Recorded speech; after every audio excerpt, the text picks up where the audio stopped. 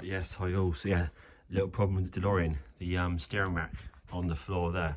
So yes, so what happened basically is you've been using the car a lot. I was using the car yesterday, and literally I just turned left up a hill, and then suddenly the steering just felt very, very odd.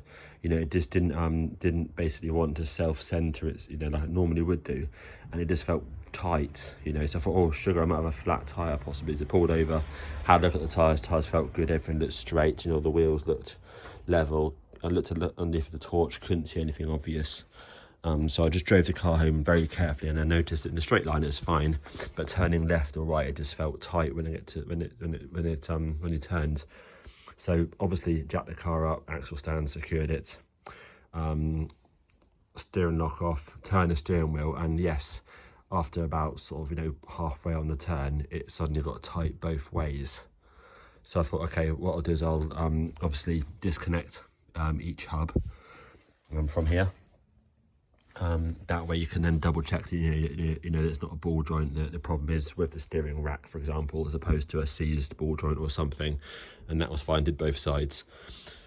And then the next process of elimination is just to remove the universal joint. So I marked it up with paint, probably to get the car retract, I expect, but marked it with paint so I knew where to put it back on roughly.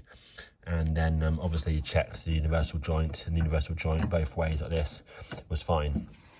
And then of course I then just pulled the rack once it's all apart, and it just felt tight, and actually it felt very, very, very dry.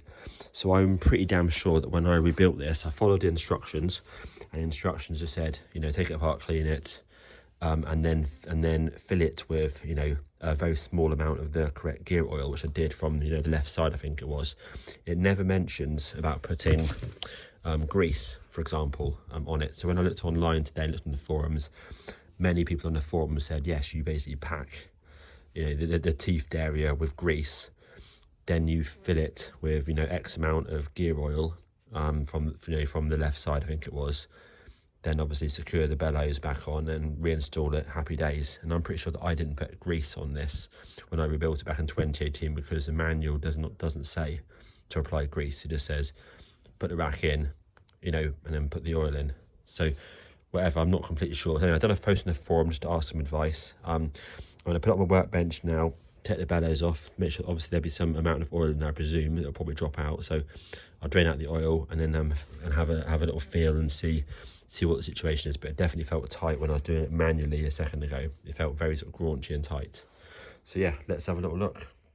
Right then, yeah, let's have a look at the rack then. So basically I took out this part here, and took out the bearings at the bottom, and of course they were sort of sat in a pool of oil, so there was actually a fair amount of oil that came out when I took this off. So there was a fair amount of oil on there. There was debris and sort of crap, you know, like dried greasy crap, you know, on the teeth on here, so I cleaned all that off as well. This is definitely, I mean, otherwise, you know, the teeth all looked lovely and shiny, and the teeth on this part here looked nice and clean and shiny as well. This is a part here I've noticed that so I basically had rust on. I guess the oil doesn't get to this top bearing. So if you can sort of see that there, which, I mean, you kind of presume that's should be nice and smooth, you know, and not have grooves on it, I guess. And this part here, the top part of the bearing, you can see it's covered in little dents there. And the bearings as well, when you look closely at them, yes, they're obviously not nice and lovely and shiny, of course, because of course they've been running around on this. So I kind of feel that it's probably knackered at minimum, and the bearings. The rest of it could potentially be okay. But anyway, I'll have a look on the DeLorean website, look on the forum, and then go from there. Nice one. Right, yes, hi all. So yes, some little hints and tips down here. So as you can see, the rack's in the car. You do indeed need to remove that black pre-tensioner there, so that just unscrews. So what I did is I basically just unscrewed it, and it was basically 6 turns to unscrew it. If you don't unscrew it, for me, it then obviously hits this bar here. So that's that part. Next up, it was very, very fiddly to get those brackets on, but once you sort of lubed them and greased them and put them on, what I did is I put this one here on first. and then sort of just bolt it down a couple of threads, you know, and then I was able to move the rack over that way and get the other one on. But it's a real bitch to get the rack back in, I found, obviously, because of course the grommets, so the rubber grommets, etc., obviously, and the clamps are all very, very tight, you know, but grease obviously helps. I've got these modified arms on here as well, so I had to remove the arms from that end and obviously loosen that end there to swing upwards. Again, otherwise you can't get the this spline part out this way because it hits the arm. Obviously, if you haven't got these arms, you should be fine. So that's that bit there. So yes, but definitely getting it in was much harder than getting the thing out. Okay, right, I'm gonna crack on now, put this arm back in here, and obviously, as you can see here, I've put it on the floor and got the lengths the same, so the whole unit is the same length as the one I took off. So at least then it gives me a sort of starting position then, so potentially I can then take the car, have a little look, adjust it as I can by eye, and then take the car down to get it tracked. Right, cool. Right, yes, hi all. So last part, it's all back in together. Like I said earlier, you have to either remove that black cap, or potentially you could, like DeLoreanGo website says, file off, you know, a few millimeters and not skim in. If you have these additional strengthening arms, yes, you do need to either remove them or certainly loosen this one off heavily, and then remove that one to swing these arms upwards. So otherwise it touches the spline and it just won't go in basically with those arms in place. I've since also lano guarded, sprayed as well, just to protect it, let it dry out for the moment.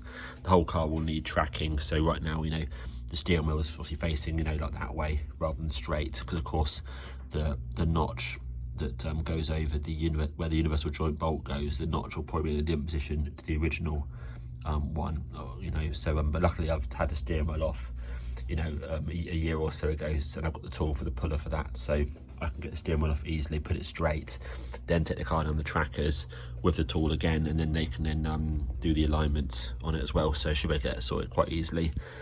These items here, I've done lots of research. They come with grease inside them, but what I decided to do is follow some other advice on the internet, is also to add oil.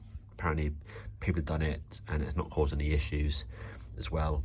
So what I did is I just turned this on its top to bottom, and then removed this clip here, and then inserted a thin funnel, and then I poured in the relevant API GL5 gear oil just down the end and filled it up, and then put the cable tie back on again.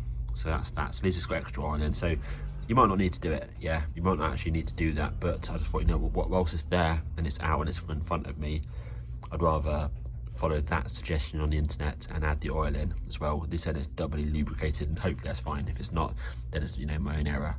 So that's that. So yeah, so I'm now going to basically just get the wheel on and then book it in for the tracking, and then hopefully that's it. And actually, oh yeah, last thing, pre-tension. That's a good point. So yes, so that's what I'm gonna do. I'm gonna put the wheels on, leave it jacked up, then I'm gonna rotate it side to side and have a fiddle around with the pre-tension to sort of get it so it's smooth as I rotate it. So yes, pre-tension I need to do. Cool. Thanks all for watching. Cheers.